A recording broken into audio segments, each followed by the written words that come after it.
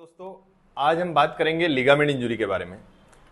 तो ये बहुत कॉमन होता है लिगामेंट इंजरी घुटने में, है ना। बेसिकली हमारे शरीर में जितने भी जॉइंट्स होते हैं उन्हीं सभी जॉइंट्स में लिगामेंट होते हैं और लिगामेंट का काम होता है जॉइंट को स्टेबिलिटी प्रोवाइड करना।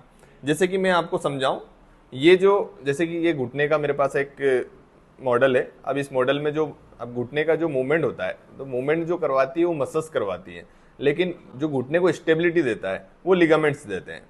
तो आज हम बात करेंगे एसीएल इंजरी के बारे में। ACL basically anterior cruciate ligament कहलाता है, वो घुटने में होता है और उस पर सबसे ज्यादा उसमें इंजरी होने के चांसेस होते हैं। तो सबसे पहले हम घुटने की एनाटमी समझ लेते हैं। जो हमारा घुटना होता है उसमें 4 लिगामेंट होते हैं। मीडियल साइड में मीडियल कोलेटरल लिगामेंट होता है, बाहर की साइड जो होता है वो लेटरल कोलेटरल लिगामेंट होता है, पीछे की साइड जो होता है वो पोस्टीरियर क्रूशिएट लिगामेंट होता है और आगे की साइड जो होता है वो एंटीरियर क्रूशिएट लिगामेंट होता है। तो जब भी कोई इंजरी होती है घुटने में तो सबसे ज्यादा जो चांसेस होते हैं वो एंटीरियर क्रूशिएट लिगामेंट इंजरी के चांसेस होते हैं। अब ये इंजरी मतलब किसको ज्यादा कॉमनली देखने को मिलता है, तो ये सबसे ज्यादा स्पोर्ट्स इंजरीज में कॉमन है, क्योंकि स्पोर्ट्स वाले जो प्लेयर्स होते हैं उनको दौड़ना पड़ता है, भगना पड़ता है और वो सडनली उनको ट्विस्ट होना पड़ता है। तो जब भी घुटने में इसका जो मैकेनिज्म है, घुटना हमारा जो अगर हम दौड़ रहे हैं या कहीं पे भी एकदम से जर्क लगा और दौड़ते दौड़ते अगर ये ट्विस्ट हुआ और ट्विस्ट होकर पेशेंट गिर गया, अगर घुटना ऊपर से ट्विस्ट हुआ, अगर जैसे कि ये नीचे वाला पार्ट स्टेबल है और ऊपर से फीमर ट्विस्ट होकर और पेशेंट अगर गिरता है तो उसमें एसीएल इंजरी होने के चांसेस बहुत ज़्यादा बढ़ जाते हैं। तो स्पोर्ट्स प्लेयर्स को सबसे ज़्यादा देखने को मिलता है एसीएल इंजरी। उसी के साथ साथ अगर एक्सीडेंटल मतलब एक्सीडेंट वो किसी के साथ भी हो सकता है, मतलब किसी भी एज में हो सकता है। तो अगर उस जैसे सीढ़ियाँ चढ़ रहे हैं उतर रहे हैं, आप एकदम से पैर फिसल गया आपका, गाड़ी पे बैठे हैं, बाइक पे बैठे हैं और बाइक गिरी और उसके साथ आपका पैर जमीन पे टिका और ट्विस्ट होके अगर आप गिर गए तो उसमें भी एसीएल इंजरी के चांसेस होते हैं। अब सबसे पहले आपको मैं समझा दूं कि एसीएल इंजरी जब होती है तो पेशेंट को क्या होता है। पेशेंट को क्या होता है सबसे उसमें एक जरूरी चीज ये है कि पेशेंट जो जब चलते हैं, पेशेंट जब वॉक करता है तो उसको अनस्टेबिलिटी फील होती है। मतलब जैसे कि आप सीढ़ियां उतर रहे हैं, चढ़ रहे हैं, तो चढ़ते टाइम पे तो इतना प्रॉब्लम नहीं आएगा, लेकिन जब आप सीढ़ी उतरते हैं तब आपके पैर में स्टेबिलिटी कम होती है और आपको लगता है कि कहीं हम गिर नहीं जाएं, मतलब गिरने की एक डर रहता है, गिरने का डर रहता है, फियर ऑफ फॉलिंग उसको बोलते हैं। या आप अनइक्वल सरफेस पे जब चल रहे हैं तो आपको लगेगा कि पैर बैलेंस डिस्टर्ब हो जाएगा और हम गिर जाएंगे, तो गिरने का डर इसमें चलने पर पेशेंट्स को लगता है। दूसरा, दौड़ने की अगर जब बात आए तो दौड़ इसमें पेशेंट दौड़ नहीं पाता है, चल तो वो नॉर्मली लेगा लेकिन दौड़ नहीं पाता है। और धीरे धीरे जब पेशेंट इसमें जब पेशेंट वॉक करता है तो पेशेंट पैर को मोड़ता नहीं है, इसमें पैर सीधा करके चलता है। जैसे कि जब हम वॉक करते हैं तो हम वॉक करते टाइम पे हमें पैर को मोड़ना पड़ता है। जैसे अगर मैं चल रहा हूँ तो ये पैर मेरा मुड़ेगा और मैं आगे रखूंगा। अब इसमें जब पेशियल का एंटीरियर क्रूशिएट लिगामेंट अगर इंजरी हो जाती है तो पेशेंट क्या करता है, जब चलता है तो पैर को सीधा रख के चलता है, उसको ऐसे मोड़ने में डर लगता है क्योंकि आगे की स्टेबिलिटी कम हो गई। तो आगे जब वो मोड़ेगा तो पैर ऐसे लचकने के चांसेस होते हैं, तो वो पैर को सीधा करके चलता है। तो इसमें क्या देख अपने को जब पैर सीधा करके चलता है तो उसकी ये हैबिट हो जाती है और इसके कारण जो ऊपर की जो मसल्स होती है, क्वाड्रिसेप्स मसल्स बोलते हैं इसको, ये मसल्स वेस्टिंग होने लगती है। मतलब एक पैर आप वो देखेंगे तो एक पैर जब हमारे पास पेशेंट आता है तो हम उसको जब एग्जामिन करते हैं तो पैर हमें पतला मिलता है, एक पैर पतला हो जाता है, एक पैर मोटा रहता है, क्योंकि वो पैर को सीधा करके चलते हैं। तो इस मसल्स का यूज नहीं होने के कारण ये पतली हो जाती है मसल्स।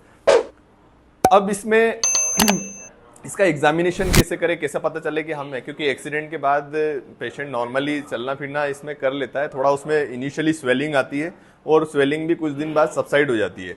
तो अब इसको पता करने के लिए जनरली जब पेशेंट हमारे पास आता है, या तो फिजियोथेरेपिस्ट के पास पेशेंट आएगा या ऑर्थोपेडिक डॉक्टर के पास पेशेंट जब जाएगा, तो हम फिजिकली एग्जामिनेशन करते हैं। उस एग्जामिनेशन से हमें पता चलता है कि इनके स्टेबिलिटी कम हो गई, तो उसके लिए हम इन्वेस्टिगेशन कराते हैं। अब बहुत सारे लोगों को लगता है कि वो जाते हैं डॉक्टर के पास, नॉर्मल डॉक्टर के पास चले गए, उन्होंने एक्सरे कराया, एक्सरे नॉर्मल आता है तो पेशेंट को लगता है कि सब कुछ ठीक है, लेकिन उसको स्टेबिलिटी अनस्टेबिलिटी बनी रहती है और ये पेशेंट महीनों सालों निकाल देते हैं। कई बार हमने देखा है पेशेंट 2-2, 3-3 साल बाद उस पर ज़्यादा फोकस करते हैं जब उनको ज़्यादा दिक्कत आने लगती है।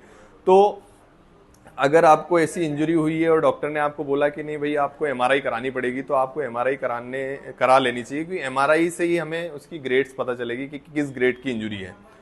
इसमें जनरली जब एसीएल टूटता है तो इसकी कुछ ग्रेड्स होती हैं, कुछ टाइप्स होते हैं।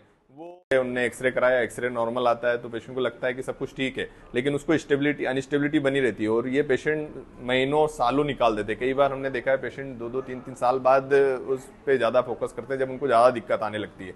तो अगर आपको ऐसी इंजरी हुई है और डॉक्टर ने आपको बोला कि नहीं भाई आपको एमआरआई करानी पड़ेगी, तो आपको एमआरआई करा लेनी चाहिए, क्योंकि एमआरआई से ही हमें उसकी ग्रेड्स पता चलेगी कि किस ग्रेड की इंजरी है।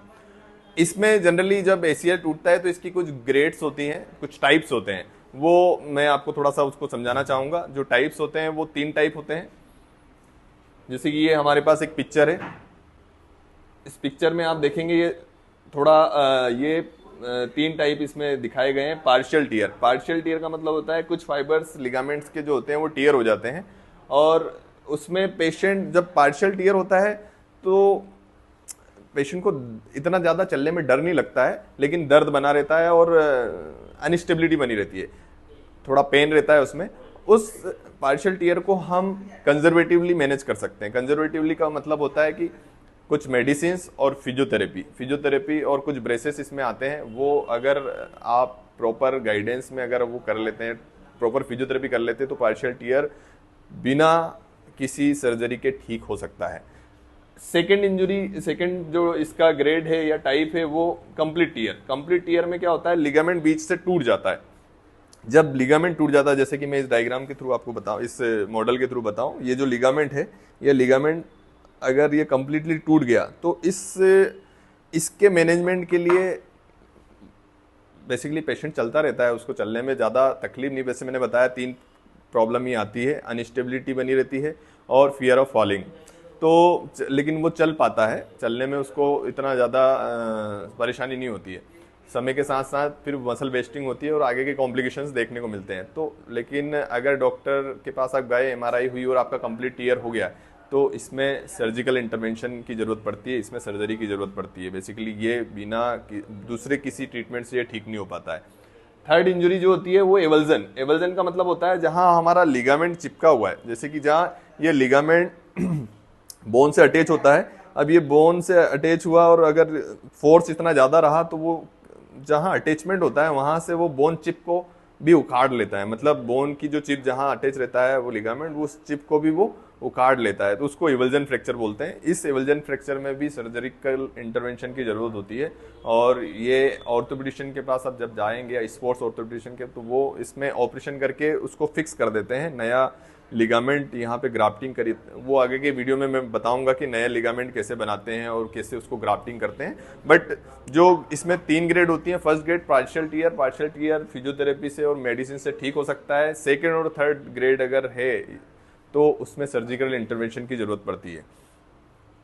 एसीएल इंजरी बहुत कॉमन है स्पोर्ट्स में, और ये अक्सर लोग इसको नज़रअंदाज कर देते हैं कि नहीं भाई हम तो चल पा रहे हैं, अब हम क्यों सर्जरी करवाएं, और सर्जरी के बाद क्या होगा पता नहीं, पेशेंट हम ठीक हो पाएंगे या नहीं हो पाएंगे, दौड़ पाएंगे या नहीं दौड़ पाएंगे। तो मेरा 12 से 15 साल का अनुभव है, मैंने देखा है, मैंने काफ़ी पेशेंट्स देखे हैं, सर्जरी के बाद भी देखे हैं, सर्जरी के पहले भी देखे हैं।